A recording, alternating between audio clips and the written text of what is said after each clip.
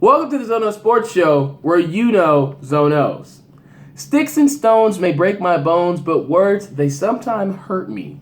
Now, this is regarding Donald Trump's tweets this weekend regarding the NFL anthem protest, in which he vehemently claims that he was not doing anything wrong by requesting the NFL players stand. Now, what he essentially said was, I wish somebody would I wish the owners would say, hey, that guy doesn't want to stand for the anthem. He's fired. You're fired. Pull that son of a B off the field. Now, the rhetoric and verbiage used was unprecedented. We've never heard a legislative official in his power of his stature use this type of language referring to American citizens who are living in the land of the free and the home of the brave. So I think that's what's most jaw-dropping about these comments that took place over the weekend. Now, the unification in the sports world was transcended. People had things to say. And specifically in the NFL, I really liked how the owners and players stood in unity. You had multiple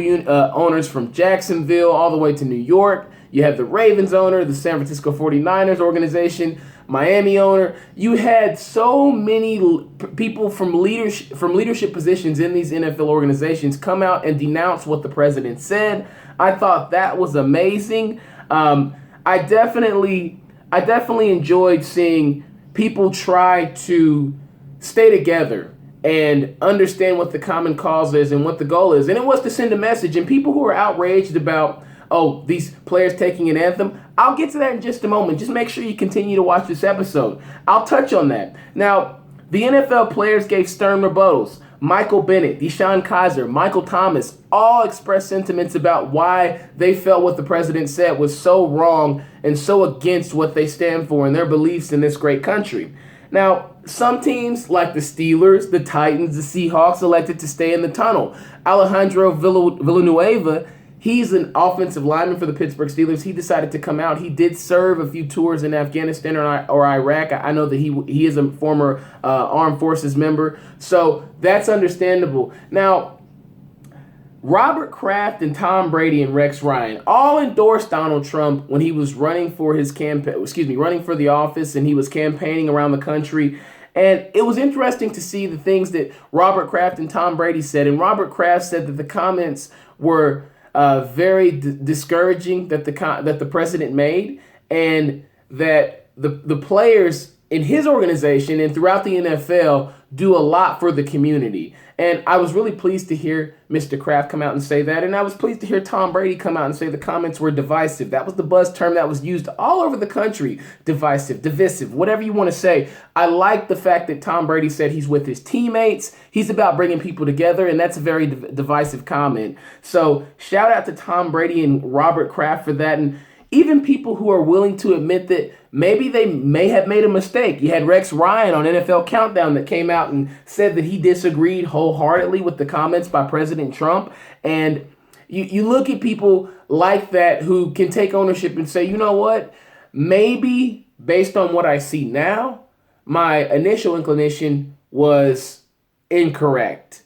And it's okay. We don't always make the right decisions. And when we ourselves, meaning a person in general, I'm not talking about us as a whole, but anyone can look at themselves and assess a decision they made, and based on the results say it was a good or bad decision. I think that's great self-assessment, and that's great self-awareness. So shout out to Rex Ryan on that. Now, Jerry Jones, he solicited kind of a compromise. They took a knee, the Cowboys did last night against the Cardinals on Monday Night Football before the national anthem, and then they stood for it. And they got some boos when they took that knee. However, let's be honest about why most of the owners stood up and said what they said. This is bad for business. The NFL and NBA are predominantly African-American sports. We all know that. Sports like Major League Baseball, the National Hockey League, as well as golf, doesn't have that large, vast majority of an African-American presence. So it's interesting to see the dynamic with what's going on with the NFL right now, and also how the NBA is reacting to this as well.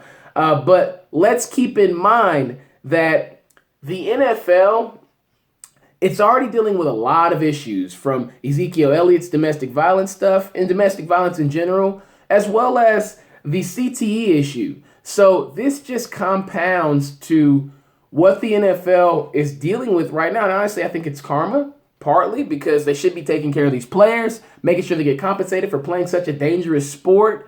But let's be real about the fact that they're standing up because Donald Trump saying what he says can directly affect their pockets. And when anything or anyone is going to directly affect your pocket, you're going to react in a way to compensate for what you could lose based on what they are doing. So I'm not surprised about the owners joining arms with the players. We'll see how long this lasts. We'll see how long it's tolerated. But I'm curious to see where this movement goes.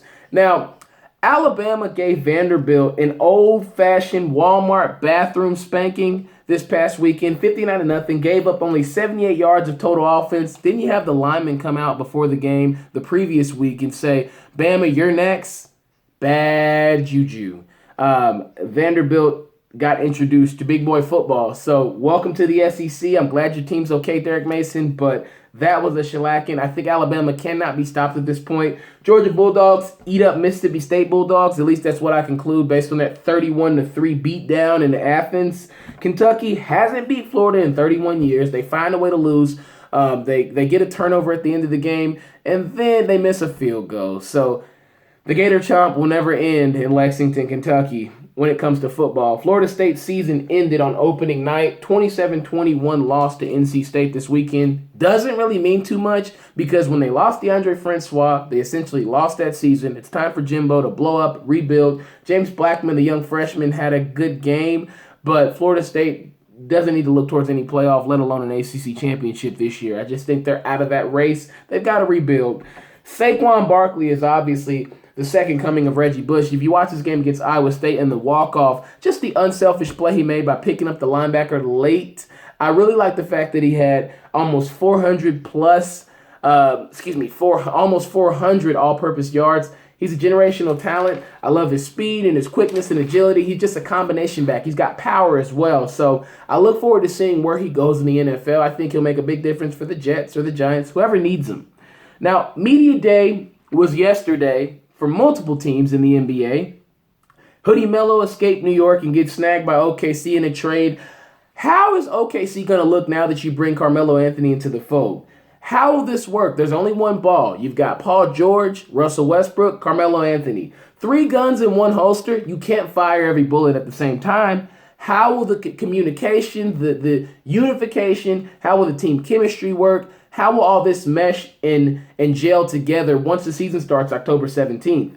This ain't the Olympics, folks. This is 3 All-Stars who have all been franchise players at some point in their career, and now you put them all on the same team, and they all have a reputation for ball hogging, being a gun. So how exactly will this transpire in Oklahoma City? Well, if they do figure it out, I think they'll be a competitor and a number one contender to potentially beat and dethrone the Warriors. But I don't see them doing that with an old Melo and a Paul George who's never done it and a Westbrook doing it by himself. I still don't think they'll beat Chef, Draymond, KD, Clay, and everybody else, and Iggy. I don't think they'll be able to do that still. But maybe if D-Wade comes, Chicago just bought out his contract yesterday, so will he hit up OKC or Cleveland? What's the better fit? Does he want to go back and play with his boy LeBron in Cleveland where he could get that starting 2-guard spot? Or does he go to OKC where he's got to find a way to get into the mix with those 3 stars they already have there? I think OKC wouldn't be the best fit because Dwayne Wade could find himself coming off the bench a little bit. So I think if I'm D-Wade late in my career, I go to a team that's established with talent, with older guys, so I'll get some minutes. So I go to Cleveland. LeBron aired it out yesterday. I really liked watching him during his interview. He was transparent about Kyrie Irving, said that he didn't really know why Kyrie wanted to leave. He just kind of said, Kyrie just said he was ready to leave, and that's all he knows. And he also looked at the media and said, come on, y'all know how Kyrie is. Well, I know how Kyrie is. I saw that vague interview that he did on First Take. How many occasions, though, if you watch that interview, did he call him a kid? Kyrie's a grown man. He wants to be perceived as a grown man. You saw Stephen A. refer to his pops as his daddy, and you see LeBron James calling him a kid. 5 times I counted? LeBron, respect the man. Maybe that's why he left in the first place. Maybe because you tried to look at him as a little brother someone you were helping and mentoring instead of somebody you were riding or dying with. Just maybe Kyrie didn't feel appreciated for his talents and his veteran ability in the NBA. Maybe that's why he wanted to leave Cleveland, LeBron. Also, the one thing that I'll applaud LeBron for, he addressed Donald Trump's tweets in his own tweet on Sunday where he referred to him as a bum because Steph Curry never wanted to come to the White House anyway. And I feel like, LeBron, you watching my show, Bron? Because only person who talks about bums is me. You watching my show, Bron? If you are, it's all good. But what he said, just saying that the president has to understand that he's supposed to be bringing people together, and to use that platform and do something like that, not understanding that kids are watching him. LeBron said that really bothered him. I really think that LeBron is comfortable with who he is now. That's why he was as open as he was yesterday when talking about all these various issues from the Kyrie to the President Trump tweets. You know, he is someone who, when he speaks, people will listen. He is on the level of Michael Jordan now globally. People know who LeBron James is. So when he can say the things such as maybe people may have been uneducated or weren't aware of what they were getting themselves into, and when he clarified and talked about that the movement is not just taking a knee just to disrespect the flag, the movement is for the defense of unarmed black men who are gunned down all the time by police. That's why it all started. That's why Colin Kaepernick started taking the knee. When he did that, when LeBron James broke it down and put it like that, all I could do was smile and applaud as a person who looked just like him. In the major leagues, we had one player, Bruce Maxwell. He took a knee. I don't think we'll see too many people in the Major League Baseball do that, but Bruce Maxwell for the Oakland A's said he would continue to do so. So shout out to him for also making people aware about what the movement is really about, what the message is about. Aaron Judge hit his 50th home run, beat the rookie record. The Yankees, will they make the playoffs? Don't know, but Aaron Judge, he looks like he's back to himself. And Bryce Harper, get well soon. I see you trying to come off that DL. Get that knee right, man. Oh, is it right? I know he had the flu the other day, so maybe he will come back this week. We shall see. Also, tonight, Game 2 of the WNBA Finals. You got Sylvia Fowles, Simone Augustus, Renee Montgomery, Lindsay Whalen, Candace Parker, Chelsea Gray, Odyssey Sims, Shanae Agumake. You've got so many players. Is that NECA? You got so many players for the Sparks and the Lynx who are going to go head-to-head tonight. Game 1, 85-84 was phenomenal. Star-studded. Minnesota couldn't get it done. Can they tie the series back up so we can still go to 5? I'm looking forward to see Game 5 of this. I think it will go to 5. These are two evenly matched teams. We shall see in Game 2 tonight at 8 p.m. Catch me next week on the Zono Sports Show, where you know Zono.